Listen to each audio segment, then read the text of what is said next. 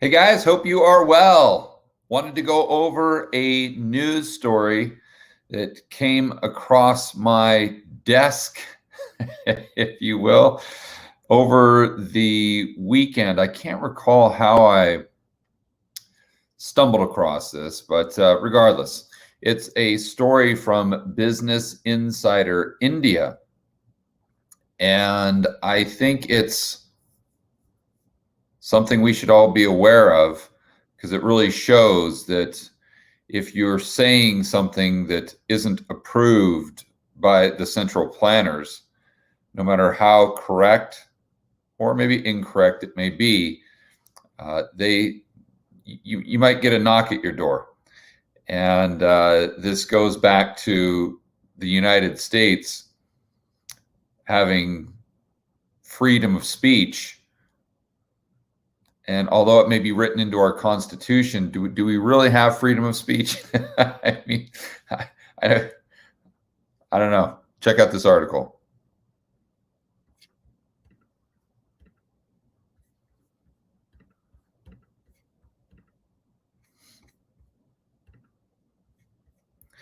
Big Short investor Michael Burry says he'll stop tweeting after SEC regulators paid him a visit. Like, what? Why on earth is the SEC paying a visit to Michael Burry? What could he have possibly done wrong? And why would that prompt him to stop tweeting? And one thing, and this is starting to make a lot of sense to me, because I went back and looked at Michael Burry's Twitter page, and I noticed that these hyperinflation tweets were not up anymore, and that the tweets where he referenced those charts from Lynn Alden, they weren't up anymore. And it was just the only tweet up there was some bizarre tweet about like some Korean food restaurant in San Francisco. And I'm like, what? Like, where did this come from? And now it's starting to make a lot of sense. So it's kind of the article is kind of insinuating a few things, or they're trying to kind of read between the lines. So I think it's important to go to what Michael Burry actually said.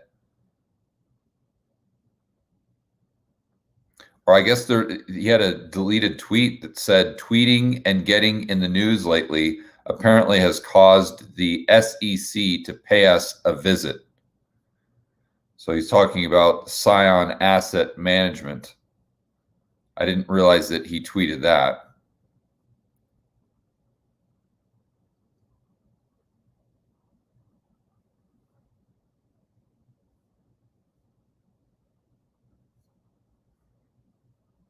It just goes on to talk about Michael Burry himself, what he's known for. We all know this.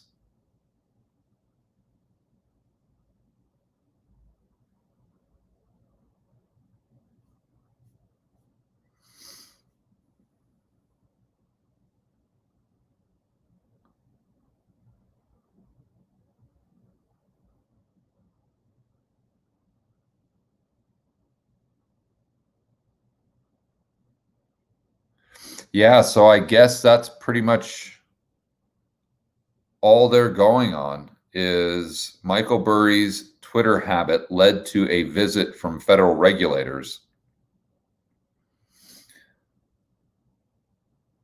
So maybe, and I want to be fair, maybe the visit from the regulators was regarding Wall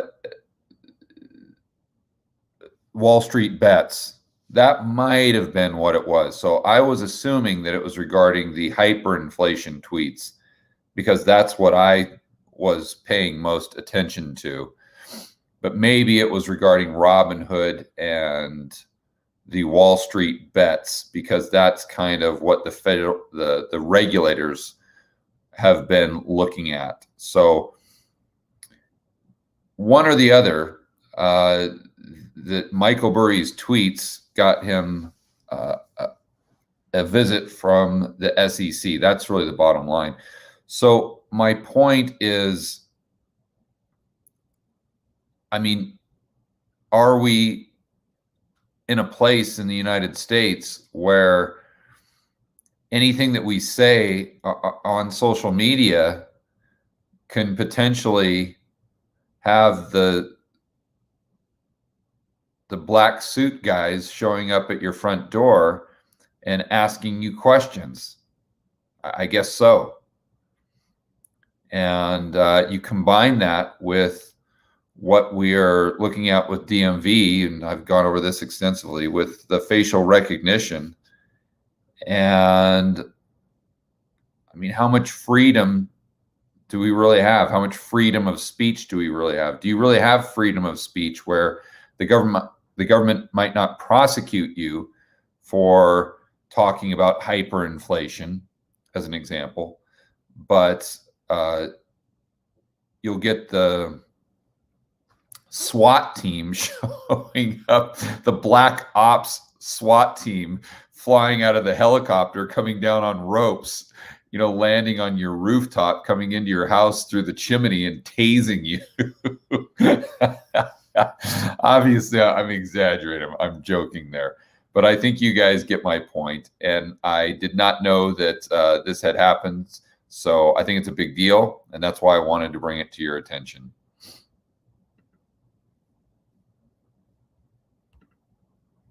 I mean, I think in the future that if you tweet something about not just hyperinflation or Wall Street bets, but if you tweet something, I mean, it'd be very similar to China or the stories we hear of China. I'm always skeptical because it's coming from people who probably haven't spent a lot of time in China. So it's like, is it really like that? Or is that just, I mean, if you go to China, if you go to Colombia as an example, there are a lot of things that they say about gringos in the United States. It just is crazy. It's not even close to true. So I would assume that we say a lot of things about the Chinese that aren't true, but I don't know. I haven't spent much time there, and I look forward to doing so in the future. But my point is, we hear these stories in China about how they say something on social media that not even criticizing the government, but just is may say something that's that contradicts or is against some sort of government program, and all of a sudden their social score is dropped. And do we get to that point in the United States where just criticizing a $15 minimum wage, as an example, just criticizing UBI, just criticizing the next round of stimulus, just criticizing the increase in taxes, just criticizing the IRS or criticizing a politician is going to get you potentially banned from social media or fired from your job, or maybe it's going to warrant a knock on your front door from the authorities to check to make sure that you're not causing problems. And I hope we don't get to that point, but it seems we're headed in that direction. And this article outlining what happened to Michael Burry, I think, is an example of how we could be on that slippery slope.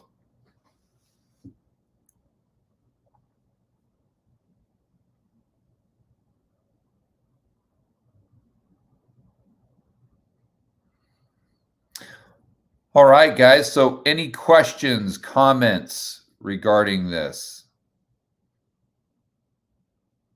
Attention, it's Klaus is here. Yeah, no kidding. I mean, I think this is all Klaus and Bigglesworth. I think this is their dream. Like they love this stuff. The more central planning and the more control they have. I mean, Russell Napier calls it a command economy.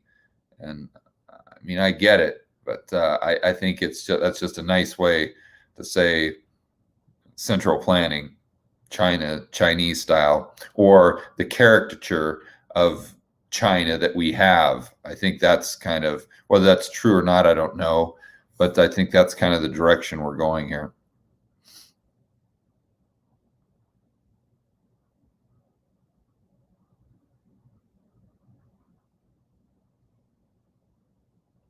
All right, guys, I'll leave it there. Do some shout outs here. Let's see, going to the, we got Klaus Schwab in the house. And I like they made their picture look like that. I think that Dr. Evil guy. That's funny. Benjamin Kopke, Chicken Dinner 13, Rick Carrington, Kane Wooten, David Lamar. I'm not going to be able to pronounce that. Boy. Sorry, it looks like you're Russian. I'm T-Pen. I don't even know where to go with that. Our friend from Russia in the house. Force-fed 1337. Adam Ahmed.